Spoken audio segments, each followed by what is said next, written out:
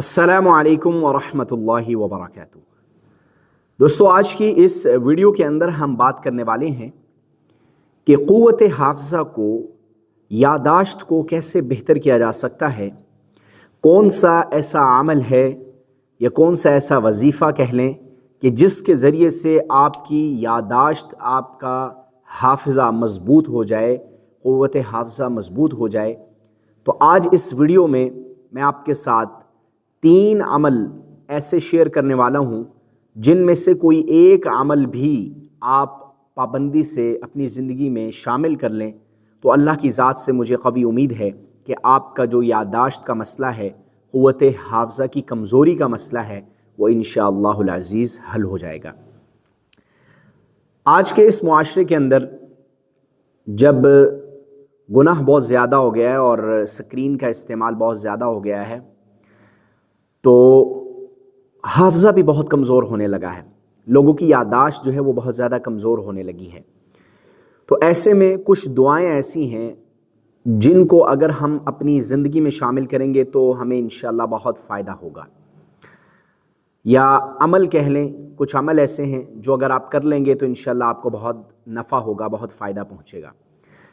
दोस्तों, उनमें सबसे पहला अमल जो यादाश्त को बेहतर करने के लिए, क़ुव्वत हाफ़िज़ा को मज़बूत करने के लिए है, वो अमल है कि हर फ़र्ज़ नमाज के बाद आप अपना दायां हाथ जो है वो सर पर रख कर या क़विय्यु को 7 मरतबा पढ़ लें या 21 मरतबा पढ़ लें, यह आप पर डिपेंड करता है।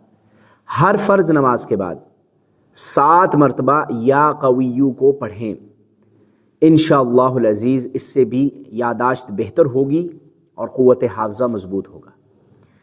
इसी तरह जो दूसरा अमल है यादाश्त को बेहतर करने के लिए, क़ुव्वत हाफ़िज़ा को मज़बूत करने के लिए, वो अमल आप लोगों को याद भी होगा और आपने बचपन में स्कूल्स में ये दुआ पढ़ी भी होगी और असम्बली में पढ़ाई भी जाती होगी।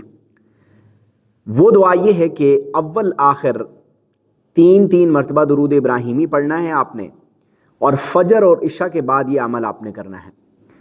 फ़जर की नमाज के बाद अपनी जगह पर बैठकर अव्वल आखिर 3-3 मरतबा दुरूद इब्राहिमी पढ़ें और दरमियान में 7 मरतबा ये दुआ पढ़ें, रब्बी ज़िदनी इल्मा, ए मेरे रब मेरे इल्म में इजाफ़ा फरमा। तो ये जो दुआ है रब्बी ज़िदनी इल्मा, ये आपने पढ़ी है और बहुत से लोगों को याद होगी।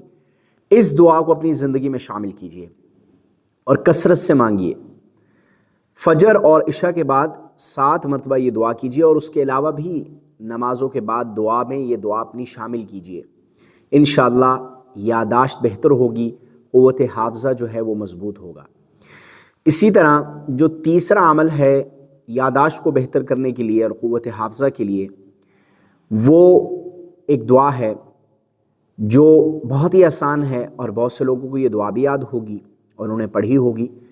वो भी हर नमाज के बाद आपने अव्वल आखिर 1-1 मरतबा दुरूद इब्राहिमी पढ़ना है और दरमियान में ये दुआ पढ़नी है, रब्बिश्रह ली सदरी वयस्सिर ली अमरी वहलुल उक़दतम मिन लिसानी यफ़क़हू क़ौली। ये आसान सी और मुख्तसर सी दुआ आपने हर फ़र्ज़ नमाज के बाद पढ़ लेनी है और कसरत से इस दुआ को जितना पढ़ सकते हैं पढ़ लीजिए। इंशाअल्लाह नफ़ा होगा और अल्लाह ताला अपना ख़ुसूसी फ़ज़ल फ़रमाएंगे। जो यादाश्त का मसला है, जो हाफ़िज़े की कमज़ोरी का मसला है, वो इंशाअल्लाह दूर हो जाएगा। स्पेशली जो स्टूडेंट्स होते हैं, जब वो सबक याद करने लगें या सबक याद करने के लिए बैठें और वो चाहते हैं कि उनका जो सबक है वो उनको पुख्ता याद हो, तो उसके लिए ये अमल कर लिया करें कि अव्वल आखिर दुरूद पाक पढ़कर दरमियान में ये दुआ पढ़ लें 3 मरतबा और उसके बाद अपना सबक याद करें।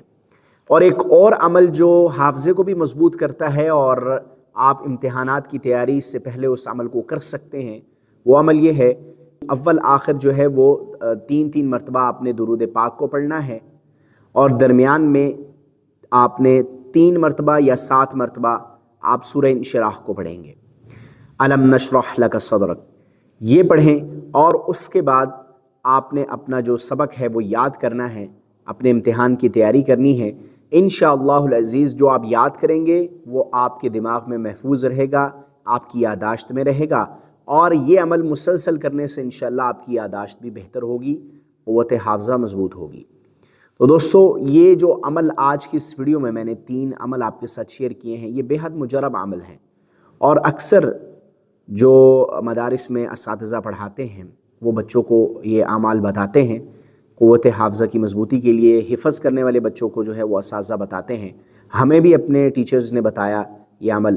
तो खैर ये अमल बेहद मुजरब है, इसको कीजिए और अपनी ज़िंदगी में शामिल कीजिए और इससे नफ़ा उठाइए।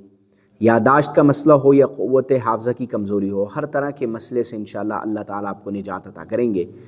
और एक चीज़ ज़िंदगी में शामिल कीजिए कि अगर आप कोई गुनाह कर रहे हैं तो उससे अपने आप को बचाइए, क्योंकि गुनाह जो करता है वो डायरेक्टली आपके हाफ़ज़े पर असर करता है। इसलिए गुनाह को छोड़ने की कोशिश कीजिए। उम्मीद करता हूँ हमारी आज की ये वीडियो आपको पसंद आई होगी। वीडियो पसंद आई है तो इसको लाइक कर दें, चैनल पर नए हैं तो चैनल को सब्सक्राइब करें। मिलते हैं नेक्स्ट वीडियो में। अल्लाह हाफ़िज़।